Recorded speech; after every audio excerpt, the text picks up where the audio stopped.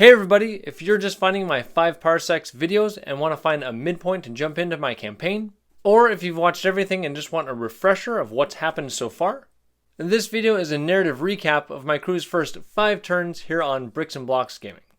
Spoilers, of course, will be shown. 5 Parsecs from Home was written by Ivan Sorensen and published by Modifius Entertainment. However, this video won't contain any gameplay footage or dice rolls like my usual videos. I'm Alan. Let's get to the bricks and blocks of this recap for turns 1 through 5 for my campaign. The story began on the rocky planet of Galdos 5 at a mining and science outpost operated by the company Galactic Solutions. The head security agent at the mine, Corporal Gibbs, learned that Galactic Solutions had secret plans to use the research collected to create biomechanical weaponry. Knowing the scientists were unaware of this, Gibbs filled in head researcher Dr. Orion Omeris, known as Dr. O, and they decided the outpost's research needed to be kept away from Galactic Solutions and be given to higher authorities. Enlisting the help of Rhett Joran, one of the facility's supply pilots, he in turn recruited a nomadic mercenary, Dennett Krell, and his sidekick Baffy to help Dr. O escape from the research outpost with the data he and Gibbs planned to steal. Orchestrating a harrowing plan mapped out by Danik, the group of 5 was met just past the gates by a group of pirates that were hired to guard the surrounds of the complex. The team took down 5 of the pirates, but as an enraged Kieran warrior charged at Dr. O, Gibbs stepped in to protect his friend, only to be hit by a fatal blow from the warrior's blade. Rhett was able to take down the Kieran with a volley of bullets, and the team was able to escape in Rhett's shuttle, Tess.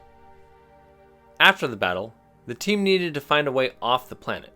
Since Danik had the most experience with combat, survival, and travel, the group looked to him as their captain, and he set up tasks for everyone to look for a space-worthy ship and for people who could aid them in their mission.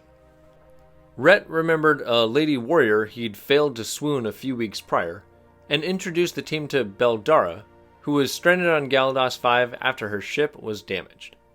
She offered to supply her hyperdrive to them and join the crew they'd formed, if they took her with them off the planet. Also, the crew was approached by the brother of the Kieran they had faced off against in their escape. Ugrak Kochish informed them he used to run with his brother and the pirates, but knew that teaming with Galactic Solutions was a poor choice.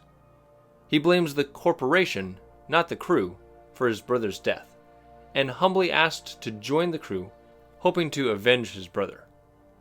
The Kieran also informed the crew of a communications outpost Galactic Solutions was using to communicate with their buyers. The crew snuck into that facility and hacked into their systems to gain extra proof of Galactic Solutions' dealings. However, they had to fight off a group of local vigilantes as the crew learned there was a bounty on Dr. O for his theft. In light of the notoriety the crew was gaining, Rhett suggested naming the crew after their fallen comrade, and the crew agreed to the name Gibbs Renegades. In order to get Beldara's hyperdrive connected to Tess, the crew then rummaged through an abandoned scrapyard for some power cells and fought off some unexpected raiders who had claimed the junk heap as their own. The crew obtained the supplies they needed and found the parts of a disassembled security robot that Dr. O was able to reassemble. And after taking a look at the bot's serial number, the crew decided Charlie would be a fitting name for the new member of their team.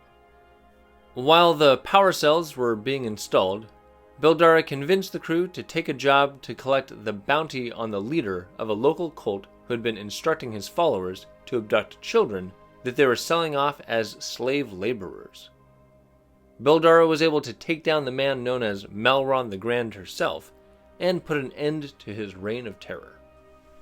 With Tess fitted with Beldara's hyperdrive and a detachable deep space living quarters, Gibbs Renegades just needed to collect some forged documents to allow them to leave the planet.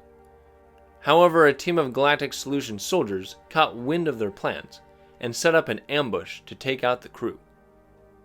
Though their contact was killed, the crew was able to take down a skilled special agent and the marksman that shot their contact, and recovered the data card that held the flight codes to leave the planet. With the flight codes was a second data card addressed to Danik and titled as From Home. Being a nomad with no home or even family, he wasn't sure what this meant. The message turned out to be from a man calling himself Telfo Yeris, stating a mutual desire to take down Galactic Solutions, and gave an encrypted set of coordinates for where to find him. The team agreed they should look into meeting this person, but not until after their current mission. Besides, if they were to succeed on their mission, Galactic Solutions should be taken down by the authorities, without Gibbs' renegades needing to do anything more. Now, the crew have made it back to Tess and are ready to leave Galdos 5 and head to the small planet of Naltori, where there's a transmission station powerful enough to send all the information they have across the galaxy to the authorities. The crew has taken a roundabout path to avoid being followed, but unbeknownst to them, they were tracked. Click right here for turn 6 of my campaign. I'm Alan with Bricks and Blocks Gaming. Thanks for watching and play well.